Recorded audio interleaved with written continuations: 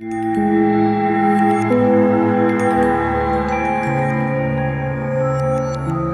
जरी असले महाविद्यालयामधले तरी त्या विद्यार्थ्यांची समस्या आहे तिथून सुरुवात करतो आणि पुन्हा पालकापर्यंत आणि शिक्षकापर्यंत येणार आहे। त्यावरती लिहिलेली ती बातमी वाचली धाराशिवची साहेब आणि त्याच्यावर लिहिलेली कविता आणि कवितेचं नाव आहे पाखरू। बघा काय झालं होतं ते। गलित फिरून कॉलेज करून गलित फिरून कॉलेज करून झालं हैराण लेकरू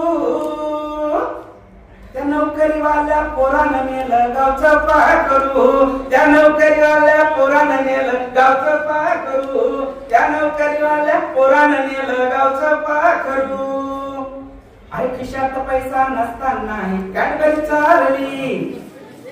आई खिशात पैसा नसताना कॅडबरी चालली पावभाजी आणि पानपुरीची उधारी वाढली आई पावभाजी आणि पानपुरीची उधारी वाढली त्याला डिगोडीनं झाला पसारा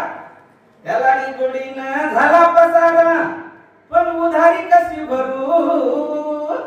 त्या नोकरीवाल्या पोरानं नेलं गावचं पाखरू त्या नोकरीवाल्या पोरानं नेलं गावचं पाखरू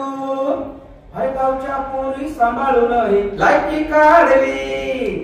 अरे गावच्या पोरी सांभाळून लायकी काढली आणि कुणी बी येतय बोलून जातय बेकारी वाढली अरे कुणी बी येतय बोलून जातय बेकारी वाढली पण म्हातारी मेली सोकला काळ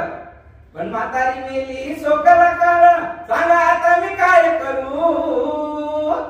त्या नोकरीवाल्या पोरानं नेलं गावचं पाखरू त्या नोकरीवाल्या पोरानं नेलं गावचं पाखरू वर्गामधल्या पोरांना ती सरळ वाटली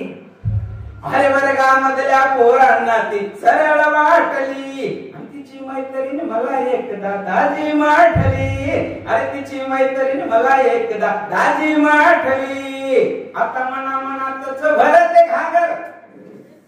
आता मना मनातच भरते घागर पण हात कुणाच धरू त्या नोकरीवाल्या पोरानं नेलं गावचं पाखरू त्या नोकरीवाल्या पोरानं नेलं गावचं पाखरू। अशा आशयाच्या सगळ्या समस्या वेगवेगळ्या आहेत गावातल्या मुलांच्या।